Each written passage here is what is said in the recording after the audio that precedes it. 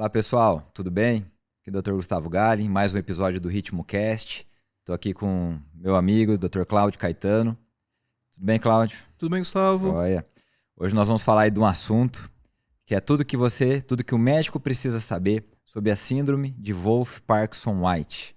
Bom tema, né, Cláudio? Excelente tema, né? Gera muita angústia, né, para os estudantes de medicina, né? Sim. Eu estava na faculdade, quando ele passa pelo internato ali de cardiologia, tem duas opções, né? Ou ele pula o capítulo, que é o que a maioria faz, né? Porque não entende muitas vezes, né? Não vou ler esse negócio. Ou ele se mata durante a tentativa de estudar, porque muitas vezes os livros-textos, eles têm um pouco de dificuldade, é um assunto um pouco denso, né? Muitas vezes não são tão didáticos assim, e acaba gerando muita confusão e vai ter repercussões durante a vida, né, do médico isso, né? E o que é, Cláudio? De onde surgiu esse termo aí? O que é a síndrome de Wolff-Parkinson-White? Então, essa síndrome, na verdade, ela leva o nome de três ali, pesquisadores, né, que no período próximo de tempo, eles correlacionaram uma alteração eletrocardiográfica, que era a presença da onda delta, né, no eletrocardiograma, a sintomas, né? Eram pacientes que tinham sintomas variados, o mais comum deles eram crises de taquicardia, né? Crises de arritmia paroxística, às vezes associados a outros sintomas, como dor torácica, síncope e dispneia, né? E aí a síndrome, né, que é quando o paciente tem alteração eletrocardiográfica, mas os sintomas levam o nome desses três pesquisadores. E o achado eletrocardiográfico é esse, né? É uma fusão, né, ou um encurtamento muito pronunciado do intervalo PR, né? Então vai ser um PR menor do que 120 milissegundos, associado a esse início lento do QRS, que é a onda delta, né? E junto com isso vem um aumento do intervalo QRS, de um QRS maior que 120 milissegundos, associado ou não a alterações de repolarização. Elas podem estar presentes ou não, mas a característica é o PR curto com onda delta. Esse QRS é largado às custas dessa fase inicial, então ele é decorrente dessa ativação, né, do ventrículo fora, né, do sistema de condução habitual, ativando mais músculo, né, ventricular, e essa ativação inicial ela fica mais lenta, né, gera esse empastamento. É uma fibra, né, na verdade, do ponto de vista anatomopatológico, se parece muito mais com cardiomiócito do que com fibra de sistema de condução. Tem muitas referências que, inclusive, que falam que essas fibras, né, a gente vai encontrar isso como o nome clássico é o feixe de Kent, né? Essas fibras, elas, para alguns autores, eles seriam mais falhas no isolamento elétrico, né, do anel fibroso do coração do que fibras em si, né, do que uma fibra conectando. Do ponto de vista prático, não faz muita diferença, né? O fato é que são conexões musculares, né, adicionais, além da conexão única, que é a conexão normal, que é o His-Purkinje. Ficando suscetível aí a arritmias por macro-reentrada. Né? Exatamente. A característica, né, dessas fibras, elas podem estar localizadas em qualquer local, né? Tem uma região que é mais prevalente, assim, da localização? Elas se distribuem de maneira muito frequente. As mais comuns, elas estão localizadas numa região que a gente chama de região póstero-septal, que é a região ali próxima do His-Purkinje, né? É a região, quando a gente olha o anel fibroso de cima, né? A gente tem ali anel tricúspide, anel mitral e a frente, né? O anel aórtico e o anel pulmonar. Então elas estão nas regiões inferiores ali do coração, próximos ali à região do seio coronário, né? Nessa região ali, tanto à direita quanto à esquerda. Depois disso são as vias que a gente chama de vias de parede livre, né? Então elas saem dessa região posterior, vão para as regiões laterais. As fibras anteriores e próximas à região anteroseptal, que é onde está realmente ali o NOAV e o His-Purkinje, felizmente elas são um pouquinho mais raras, né? E o que acontece seria um problema para tratar. Aí, né? Seria um problema para tratar, inclusive. Você está muito próximo do feixe de His. E o que acontece é isso aqui que a gente vê aqui, né? Nesse diagrama, o impulso, né, elétrico, ou ativação elétrica, ela simultaneamente passando pelo His-Purkinje e já começando na região da via acessória. Aqui seria uma fibra clássica, que é a fibra lateral esquerda, né? Ela está lá do outro lado lá do anel mitral. Então, começando a ativação simultaneamente, tanto pelo His-Purkinje quanto pela região da fibra, onde ela estiver, a gente vai ter esse achado eletrocardiográfico, que é a onda delta, né? No eletro de 2 derivações fica alguma coisa parecida com isso, né? Um PR curto, e aqui a seta mostrando, né? Várias ondas deltas vistas em diferentes derivações, né? Aí quando o médico ele se depara com esse tipo de eletro, a gente sabe que essa via ela está manifesta, né, Cláudio? Que ela tem uma condução anterógrada, né, por esse feixe, né? Mas também há a possibilidade, né, desse feixe fazer uma condução retrógrada, né, ventrículo para o átrio, ou até mesmo bidirecional. Aí começa a confusão, né? Aí começa a ficar ocultas, difícil, né? Exatamente. Então, esse é o achado clássico, né, do eletrocardiograma, que é ali o PR curto com onda delta. Quando a gente vê isso, é a pré-excitação manifesta, né? Que é a maneira mais fácil da gente diagnosticar isso pelo eletrocardiograma. E o que vai acontecer é isso que a gente vê aqui nesse diagrama, né? Quando chegava nessa parte, normalmente eu pulava na graduação, tá? Mas o que a gente vê é isso, né? A gente vê aqui no diagrama, o impulso elétrico sai do nó sinusal, chega no nó AV e ao mesmo tempo ele chega na via acessória, a gente tem a onda delta. As vias acessórias, da mesma maneira como o nó AV, podem ser vias de mão dupla, né? Então ela conduz tanto de cima para baixo quanto de baixo para cima. Quando as vias acessórias conduzem de baixo para cima, né, se forma a possibilidade do circuito macro-reentrante que você falou, envolvendo átrio e ventrículo e podendo causar arritmias. Tem situações onde essa via acessória ela é oculta, ou seja, ela não faz a manifestação clássica que é a pré-excitação. Na verdade, vai ser um achado de um estudo eletrofisiológico, né, quando a gente, ao induzir a arritmia, a gente vai ver que o circuito da arritmia ele passa por algum local fora ali da região do His-Purkinje, né? Pode estar à direita, pode estar à esquerda, e a gente vai fazer esse achado. E tem alguns achados no eletro das taquicardias supraventriculares que sugerem que o paciente possa ter uma via acessória oculta. Então, quando a gente fala em taquicardia supraventricular, TAC supra, né? TAC supraventricular paroxística, a característica eletrocardiográfica é uma taquicardia de QRS estreito, na sua grande maioria, intervalo RR regular. Aí a gente vai olhar para a onda P dessa taquicardia, né? Quando o intervalo entre o QRS e essa onda P da taquicardia é sempre 1:1 a relação, né? E esse intervalo RP ele é mais curto que o intervalo PR, né? Da P para o próximo R, a gente provavelmente está lidando aí com 2 entidades, né? Taquicardia por reentrada nodal ou taquicardia mediada por uma via acessória, que pode ser oculta ou não, dependendo se o eletro tem manifestação de pré-excitação, o eletro sinusal, não o eletro da taquicardia. E aí é um pouco difícil de ver isso, porque vai precisar de uma medida de régua ou de compasso, né? Você vai precisar medir o intervalo do R para essa P, e o que a diretriz de eletrocardiograma nossa diz, né, a diretriz brasileira atual, que é a terceira diretriz, é que se esse intervalo RP for menor que o PR e for menor que 90 milissegundos, não é tão fácil de ver isso pelo eletro, isso deve ser uma reentrada nodal. Se for maior que 90 milissegundos, aí a gente pode ter uma reentrada mediada por uma via acessória, que pode ser oculta, né? Ou então uma reentrada nodal atípica. Aí isso é um assunto para uma outra conversa. É um assunto, inclusive, para uma outra conversa, né? Uma análise mais densa, né?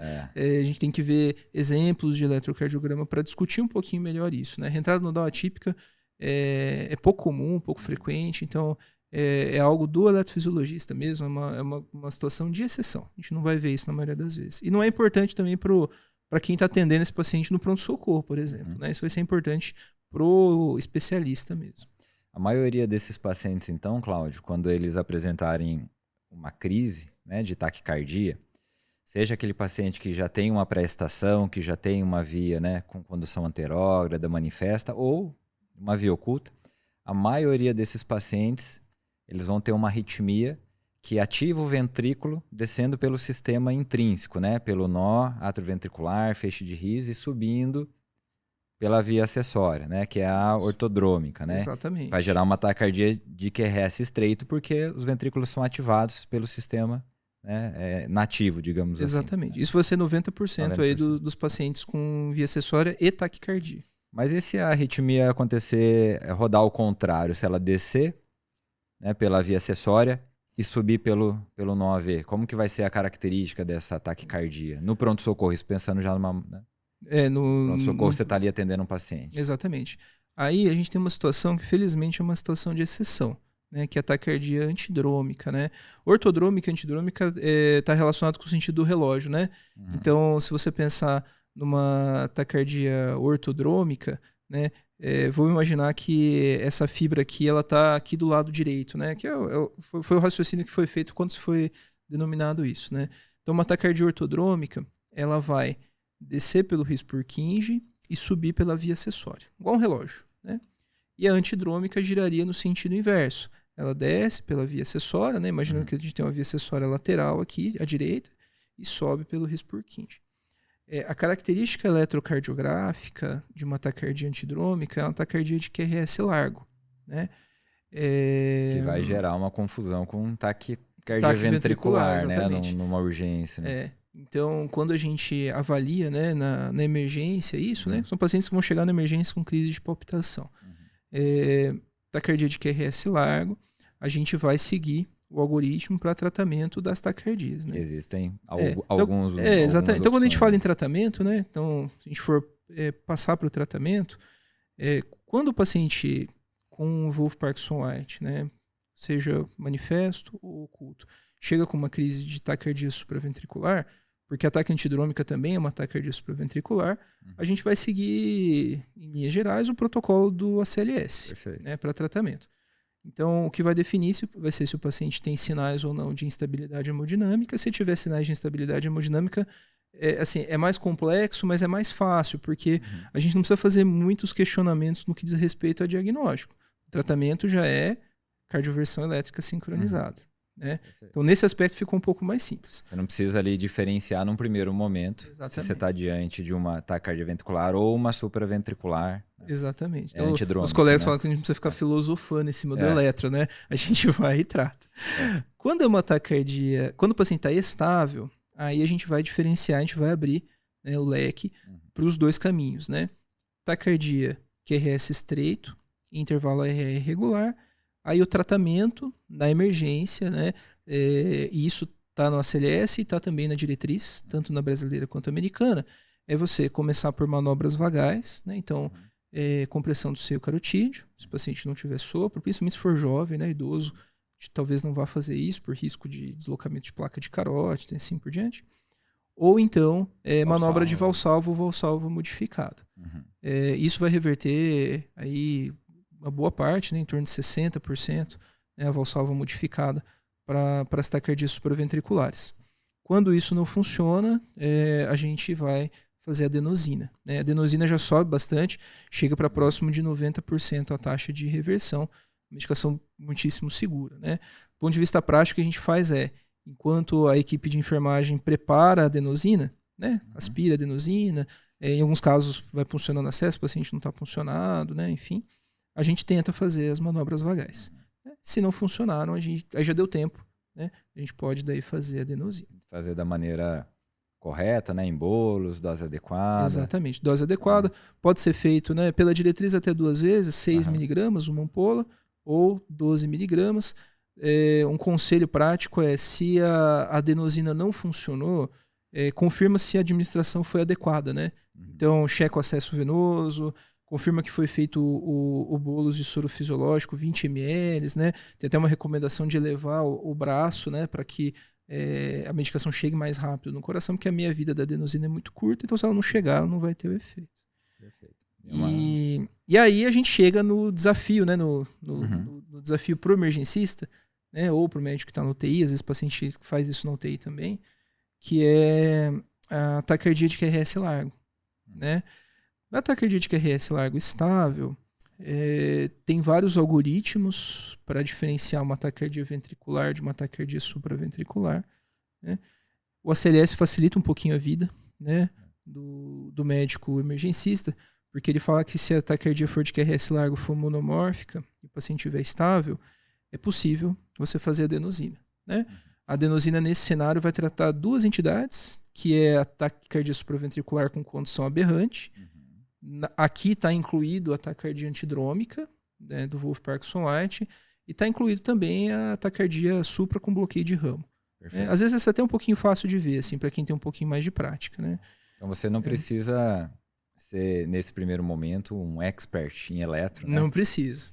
Pela CLS você consegue conduzir o caso. Conduzir muito bem. Na emergência, né? conduzir bem, né? E existem algumas taquicardias ventriculares que vão ser responsivas à adenosina, né? Aquelas taquicardias muitas vezes de via de saída, que tem um componente de origem, né? Um componente fisiopatológico, serem mediadas por MP cíclico. Elas são raras, né? A maior parte das arritmias elas são circuito ou são automáticas, mas tem uma possibilidade, o raciocínio faz sentido da adenosina nesse cenário.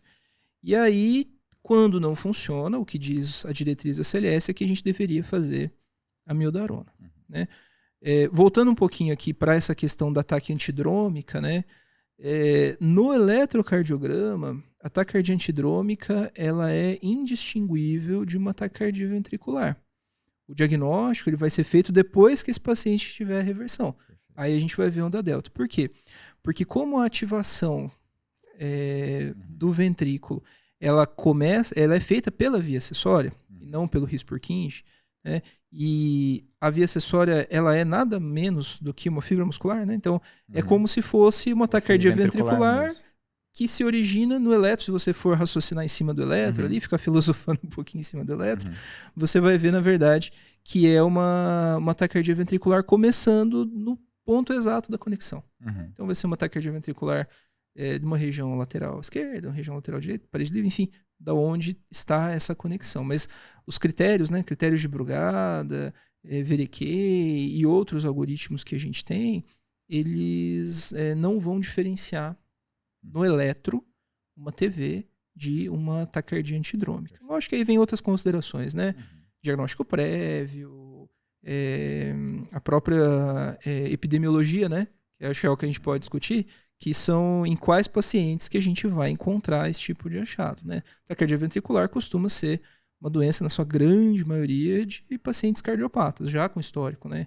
Infarto, doença de Chagas, assim por diante. O Wolff-Parkinson-White, na sua grande maioria, a gente vai diagnosticar com o paciente ainda jovem. Perfeito. E Cláudia, e esse paciente chega, né, para os nossos colegas aí, seja na crise, seja fora da crise, acho que uma grande preocupação, né, que todos têm é sobre risco. Né? Esse paciente que tem, né, uma crise de uma síndrome de Wolff-Parkinson-White ou um eletro pré-excitado, eles têm risco aumentado de morte súbita, né? Isso é comum? Como que a gente pode passar de informação? Existe um risco, né, um pouquinho aumentado de morte súbita, mas não é exatamente comum, né, Gustavo? A própria síndrome ela não é uma síndrome tão prevalente assim, né? A prevalência ela é em torno de 0,1 a 0,3% da população geral. Então não é exatamente tão comum assim, mas normalmente são pacientes muito sintomáticos, né? E as vias acessórias elas costumam muito frequentemente gerar taquicardia supraventricular. Nas séries de casos, a grande maioria dos pacientes apresentou sintomas nos primeiros 5 anos do diagnóstico. Então, em séries onde os pacientes não eram submetidos imediatamente a tratamento, né, se pegava ali aqueles pacientes inicialmente assintomáticos, boa parte deles, nos 5 anos de segmento, eles se tornaram sintomáticos. Né? A maior parte dos pacientes eles são sintomáticos a partir já do diagnóstico, é o que motiva, né, o diagnóstico. E com relação a risco, né, o que vai definir o risco é a capacidade da via acessória de conduzir impulso elétrico de maneira rápida. Né?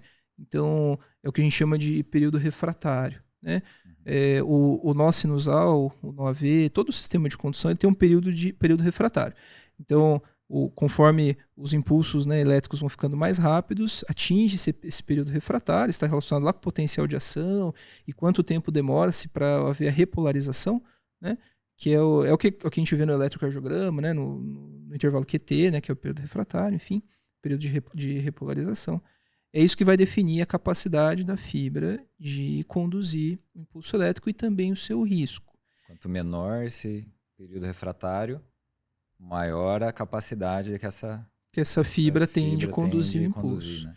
E aí, e o risco, na verdade, da síndrome de Wolff-Parkinson-White é fazer uma coisa que felizmente é pouco comum, que é o paciente ter ao mesmo tempo que ele tem ali a fibra, né? tem a via, tem a onda delta, ele fazer fibrilação atrial. Né? E essa fibrilação atrial ela ser conduzida de maneira rápida para o ventrículo. Por quê? O RIS-Purkinje, no AV, eles funcionam como uma espécie de filtro de segurança. Assim, né?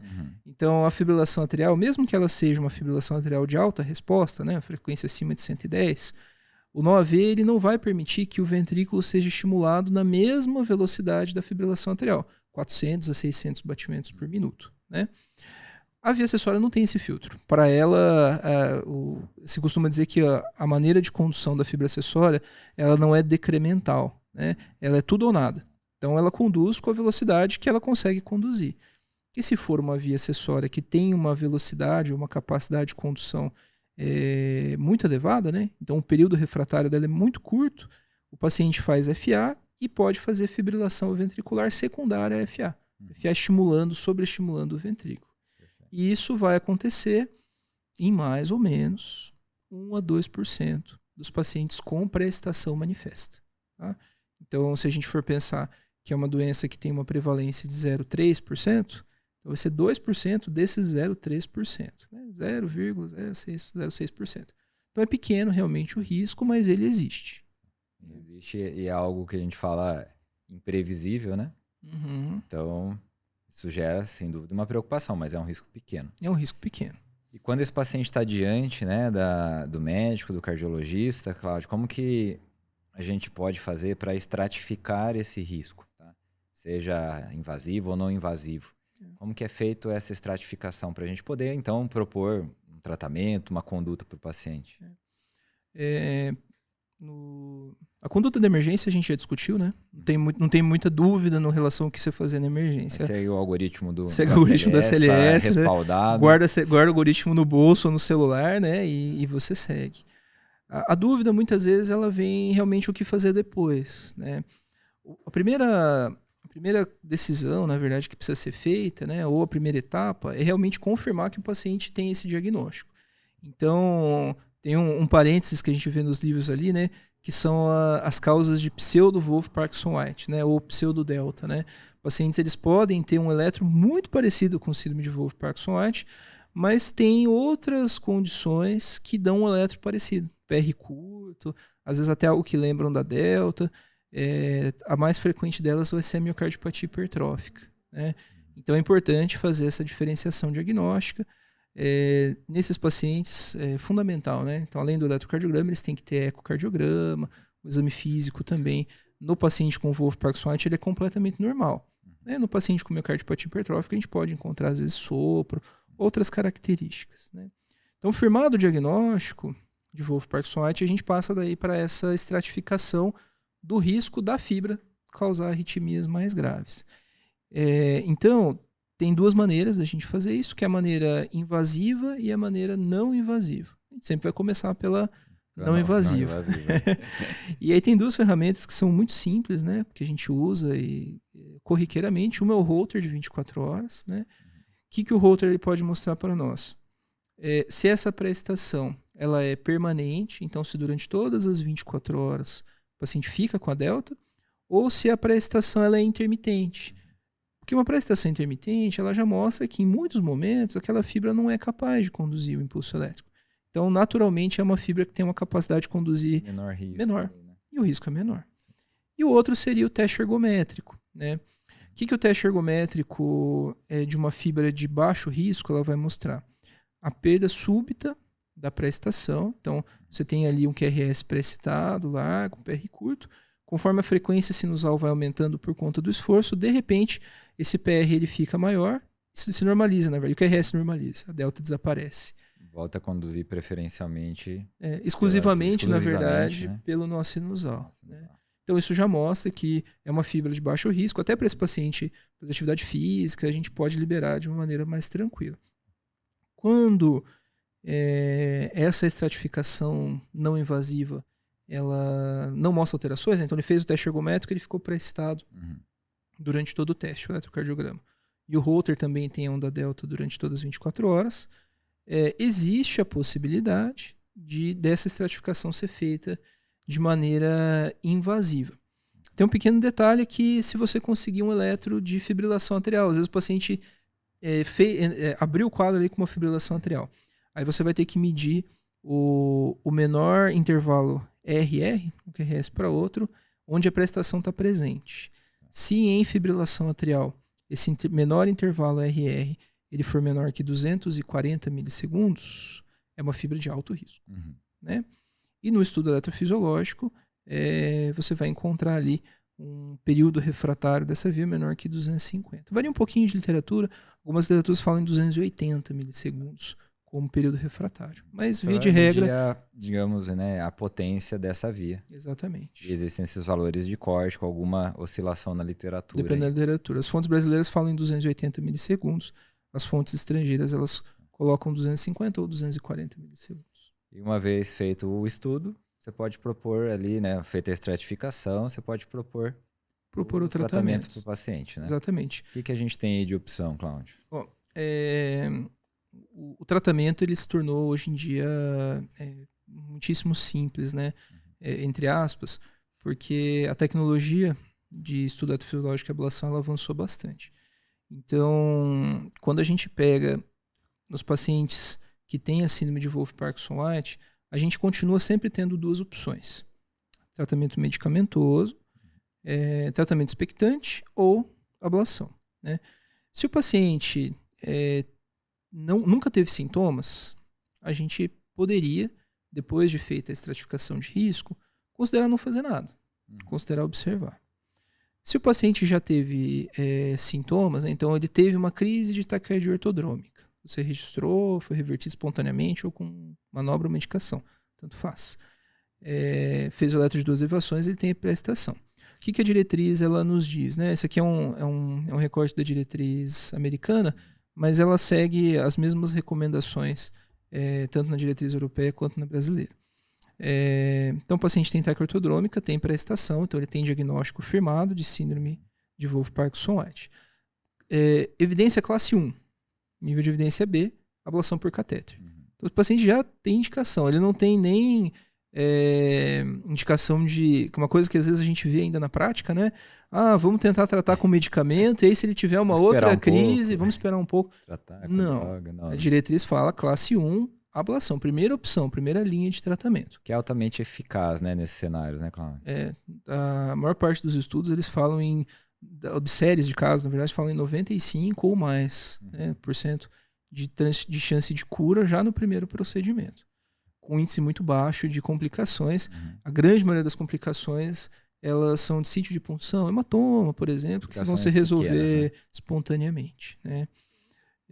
Quando o paciente, por algum motivo, ele não está disposto a fazer ablação, aí a gente poderia usar medicações. O que a gente tem no Brasil para medicação? Né? Tem pouquíssima coisa. Propafenona, né? Para os pacientes que não têm doença cardíaca estrutural, não têm hipertrofia miocárdica, ou nos pacientes que têm, a gente vai usar amiodarona. Bloqueadores nodais exclusivos, né, como beta-bloqueadores e bloqueadores de canal de cálcio, né, como verapamil, diltiazem ou mesmo sotalol, eles tem uma exceçãozinha do sotalol, tá? Porque o sotalol ele vai agir na via e vai agir no nó, então ele pode ser usado isoladamente.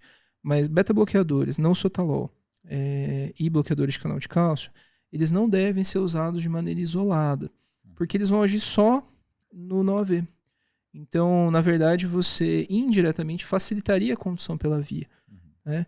E isso não é adequado porque talvez você esteja aumentando o risco do paciente fazer um episódio de taquicardia antidrômica, né? Que costuma ser mais sintomático, mais rápido, mais grave. Então, se você não for usar amiodarona ou sotalol, você deveria usar propafenona em associação com beta-bloqueador. A gente evita também usar propafenona isoladamente. Às vezes, pacientes que fazem FA podem fazer flutter também e aí fazer condução rápida pela via. Então, o tratamento medicamentoso ele é complexo, tem muitas nuances, tem efeitos colaterais de droga. Não é curativo, né? Não é curativo, tanto que o nível de evidência para uso de droga é menor. Né?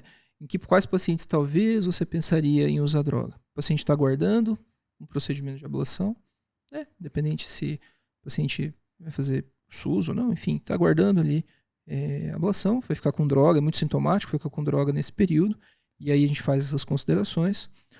Ou o paciente pediátrico também, né? O paciente às vezes é muito pequeno, uma criança pequena, um bebê recém-nascido que às vezes estava fazendo crise de taquicardia intraútero, né? Não é muito frequente, mas a gente acompanha muitas vezes esses casos.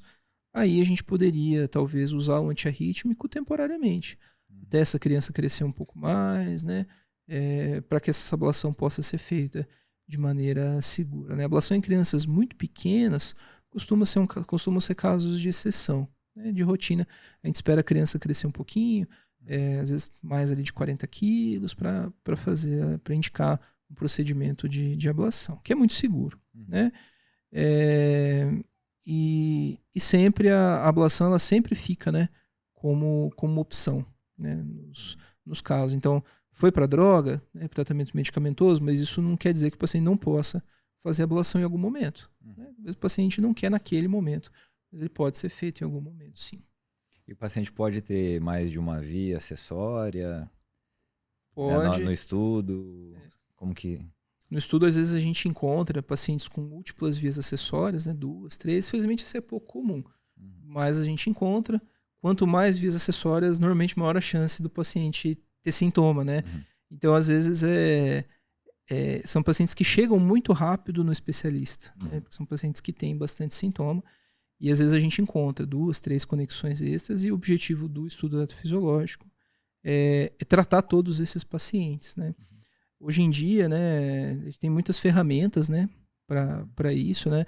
Aqui são algumas imagens aqui de procedimento, né? Na grande maioria das vezes são ablações feitas de maneira convencional, né? Então a gente usa catéteres, né, e fluoroscopia junto com polígrafo, né? Então seriam essas duas imagens de cima aqui, né? A gente tem aqui à direita, né, uma imagem de fluoroscopia. Nós temos 3 catéteres ali no coração. Esse catéter que tem mais polos, né, mais risquinhos ali, é um catéter que está dentro do seio coronário, né, então está registrando ali os sinais ali dentro. Esse outro catéterzinho que está bem no meio do coração, ele está bem em cima do His-Purkinje. E tem um outro catéter que está dando uma volta lá em cima, né, está fazendo a ablação de uma via acessória que está do lado esquerdo. Né, a gente está olhando o paciente de frente, lá do lado esquerdo, e é a via clássica lateral esquerda, né? Muitas vezes a gente faz ablação. Como é que se faz para acessar o lado esquerdo do coração no procedimento, Cláudio? Esse acesso é um acesso por via transeptal, né? Então a gente fez uma punção com uma agulha longa no septo interatrial. Então a gente entra pelo átrio direito, faz a punção e vai atravessar o septo interatrial para o átrio esquerdo. Dá para fazer a punção pela artéria femoral também. O catéter ele vai seguir o caminho contrário, entre aspas, né? Ele sobe ali por toda a anatomia arterial, né? Então vai pegar a aorta, vai fazer a curva lá em cima na crosta da aorta e vai entrar pelo anel aórtico dentro do ventrículo para o átrio. Então ele fica parecendo um anzol lá dentro do coração. E aí a gente consegue também chegar nessas regiões ali à esquerda, tem uma série de ferramentas, né? E aqui em cima a gente tem a imagem do polígrafo, né? Que nada mais é do que o registro dentro do coração dos potenciais que a gente está registrando ali pelos catéteres. Né? Então esses catéteres ficam conectados a um computador e o computador processa os sinais e dá para a gente esses sinais aqui dentro da cavidade e com isso a gente consegue localizar o ponto de conexão. A gente vai ter ali alguns sinais do estudo eletrofisiológico. É uma ferramenta nova, que não é tão nova assim, é o uso, na verdade, o que é novo é o uso, né? É o uso dos sistemas de mapeamento tridimensionais, eletroanatômicos, que vão aumentar a nossa precisão, na verdade, no tratamento, né? A gente tem mais uma maneira de encontrar esses potenciais elétricos e cauterizar. O uso desses sistemas talvez seja muito interessante nas fibras que são resistentes, onde você já fez uma ablação, vai para um segundo procedimento, ou então num cenário que são aquelas fibras próximas a estruturas relevantes do coração, principalmente o nó AV. Então, se você tem uma fibra muito próxima do nó AV, você vai tentar cauterizar ali, você pode lesionar junto o His-Purkinje. Então, esses sistemas eles têm um papel de aumentar a segurança, precisão e eficácia do procedimento. E nesse cenário, você às vezes entrar para tratar uma arritmia, né, com baixo risco e ocasionar, por exemplo, uma lesão BAVT e a necessidade de marcar passo, às vezes, num paciente jovem, né? É importante ressaltar que isso é raro, né? Sim. Para um operador experiente, né, lesão inadvertida, seja do risco Purkinje ou de outras estruturas importantes, como coronária, assim por diante, é muitíssimo raro.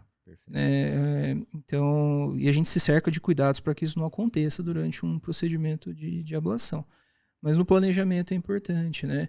E aí tem uma questão interessante, né, que são características de eletro de localizações de vias acessórias. O planejamento começa lá no eletro, de duas derivações, né? A gente volta lá para o eletro, é o que a gente aprende na formação como eletrofisiologista, a localização das vias acessórias pelo eletro, né? Então a gente vai ali a polaridade da onda delta, onde que ela se localiza nas diferentes derivações, tem uma série de algoritmos para isso que vão acertar aí mais ou menos 90% das vezes, né, a localização da via acessória. Isso é importante para planejamento e até para discussão com o paciente, né?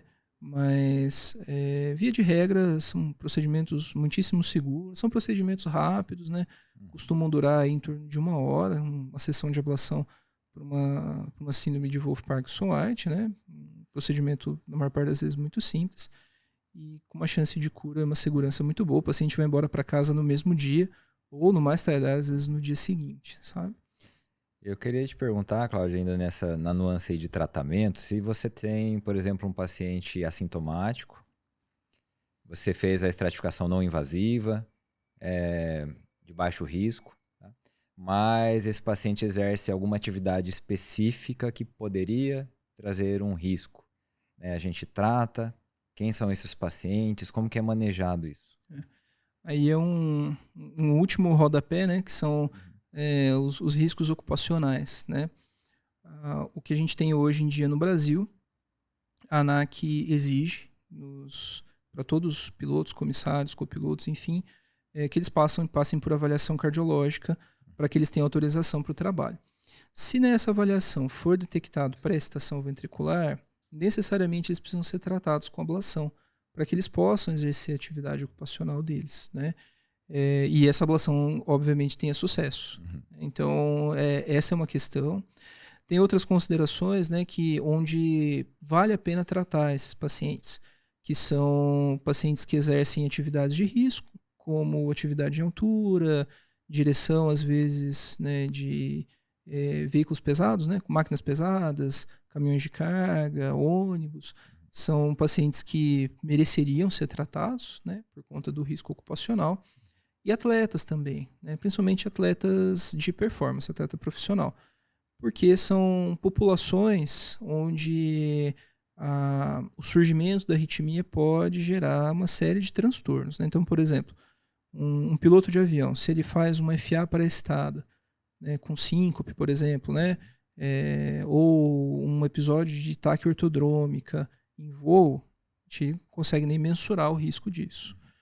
Mesma coisa para o motorista e os atletas também, né? Então, o atleta ele pode ter durante o seu esporte ali, independente de qual seja, né, durante a competição, uma crise de taquicardia ortodrômica. Isso vai inviabilizar a continuidade dele naquela competição. Fibrilação atrial, né? Fibrilação atrial com pré-excitação, né, que é o mecanismo de morte súbita, né?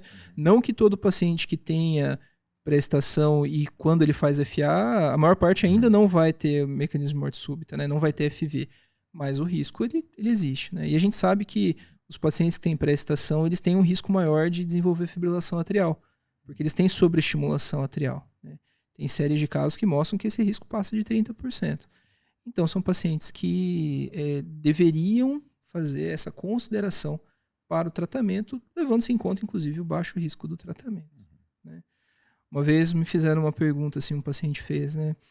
Doutor, eu não sinto nada, eu achei essa alteração num exame admissional do trabalho. Não é um trabalho de risco, né?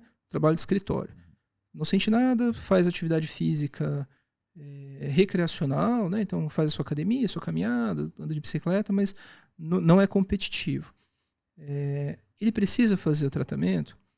E aí, quando a gente estava preparando esse episódio, eu encontrei um artigo que não é um artigo tão recente assim, né? É um artigo de 2014, uma série de casos de um grupo, Dr. Carlo Paponi, da Itália, que é um eletrofisiologista muito experiente, um dos pioneiros, e ele seguiu ali muitos pacientes com via acessória, né?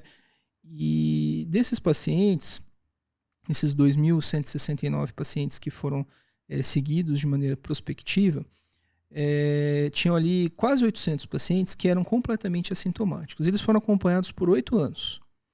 Desses pacientes, 9% tiveram fibrilação atrial, que ele chamou no estudo de fibrilação atrial maligna, que é a fibrilação atrial com intervalo RR pré-estado menor que 240 milissegundos. Tá? Então, fibrilação atrial de risco. E 2% desses pacientes tiveram fibrilação ventricular. Né? Obviamente, esses pacientes que foram seguidos porque não quiseram fazer o tratamento, depois que tiveram esses episódios, eles foram submetidos ao tratamento. Mas acho que o recado que fica é uma consideração para o especialista e para o paciente também. Né? Se ele tem essas alterações, ele vai ter esse risco de 2%, né? Mais ou menos, de desenvolver uma arritmia maligna. Né? Então, 2% para todo mundo, né? É 2% para todo mundo. Quando acontece comigo, não é 2%, é 100%. Exatamente. Então, eu acho que assim, é possível seguir clinicamente o paciente? Perfeitamente. Mas ele tem que saber dessas informações. E a gente não fala hoje mais em decisão médica exclusiva, né? As decisões são compartilhadas, né? Então são informadas. Então a gente precisa oferecer para o paciente, eu acho, todos os tratamentos, né? Você tem ablação, você tem medicamento. Para alguns casos você vai ter tratamento expectante. Os riscos e benefícios de cada tratamento. Mas conduta expectante pode gerar também angústia, ansiedade no paciente, né? Pode. Por essa imprevisibilidade, né? De uma crise, de um evento. Exatamente. Perfeito, Cláudio. Acho que exploramos bem o assunto aí. Eu gostaria de agradecer a todos que participaram aí, acompanharam mais esse episódio. Curtam, compartilhem esse episódio. Acho que o episódio é um tema importante, né? Pouco comentado, mas que a gente conseguiu, de uma maneira muito clara, sintetizar. Agradeço novamente. O tema meio denso, né? O clima fica pesado. Mas, na verdade, é uma arritmia muito corriqueira, né? Do dia a dia do cardiologista, do especialista. E é importante, né? Que a gente tenha mesmo uma formação de conteúdo mesmo adequado, de opinião adequada. E principalmente com o intuito de oferecer o melhor tratamento, né, para os nossos pacientes aí. Isso aí. Nos vemos no próximo episódio. Curtam, compartilhem. Até mais. Obrigado. Tchau.